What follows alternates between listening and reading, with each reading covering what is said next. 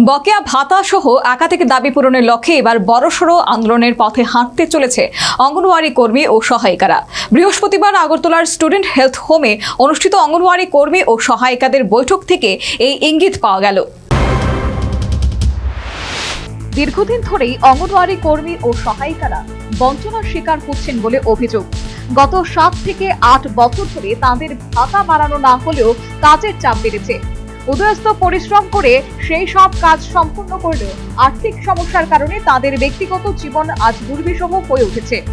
এর মধ্যে আবার গত 2 মাস ধরে অঙ্গনওয়াড়ি কর্মী ও সহায়িকাদের জন্য নির্ধারিত ভাতাও প্রদান করা হয়নি, ফলে ভয়াবহ সমস্যার মধ্যে পড়তে হচ্ছে তাদের। এই পরিস্থিতিতে দাঁড়িয়ে নিজেদের দাবি আদায়ে এবার রাস্তায় নেমে বড়সড় আন্দোলনের পরিকল্পনা নিচ্ছেন তারা। বৃহস্পতিবার এই বিষয়ে আলোচনার জন্য আগরতলার স্টুডেন্ট হেলথ হোমে একটি বৈঠক করেন অঙ্গনওয়াড়ি কর্মী ও সহায়িকারা। বৈঠকে আলোচনা হয় আগামী দিনের আন্দোলনের রূপরেখা নিয়ে। এ প্রসঙ্গে বৈঠকে থাকা রাজ্যের বিশিষ্ট আইনজীবী পুরুষোত্তম রায় বর্মন দাবি করেন, সমাজের উন্নয়নে গুরুত্বপূর্ণ ভূমিকা পালন করা সত্ত্বেও অঙ্গনওয়াড়ি কর্মী ও সহায়িকাদের বঞ্চিত করা হচ্ছে। তাই তারা এবার নিজেদের দাবি পূরণের জন্য রাস্তায় নেমে আন্দোলনের পথে হাঁটতে চাইছেন। তাদের যে মানসিকতা দেখছি, এই মানসিকতা দেখে আমি এইটুকু বুঝতে পারছি, এই অঙ্গনওয়াড়ি মেয়েরা, বোনেরা, কর্মীরা, বোনেরা, তারা তাদের হক আদায় করার জন্য, তাদের অধিকার মর্যাদা আদায় করার জন্য তারা যে কোনো দূর যেতে প্রস্তুত আছে। তারা কিন্তু তাদেরকে ভয় দেখিয়ে, চোখ রাঙিয়ে, বিভ্রান্ত করে ঘরে আটকে রাখা যাবে না। কারোর সাধ্য নেই।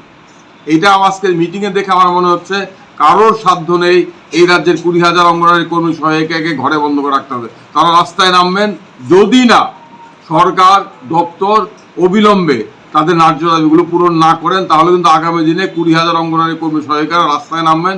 এরই প্রস্তুতি, এরই রূপরেখা তৈরি করার জন্য তারা এখানে বসেছেন এবং এই সভা থেকে তারা আবারও দাবি করছেন অবিলম্বে, আর কাল বিলম্ব না করে কালকের মধ্যেই তাদের 2 মাসের বকেয়া ভাতা প্রদান করতে হবে।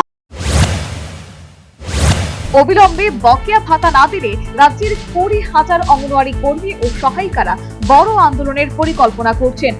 বৃহস্পতিবার স্টুডেন্ট হেলথ হোমে অনুষ্ঠিত বৈঠক থেকেই তা স্পষ্ট হয়েছে।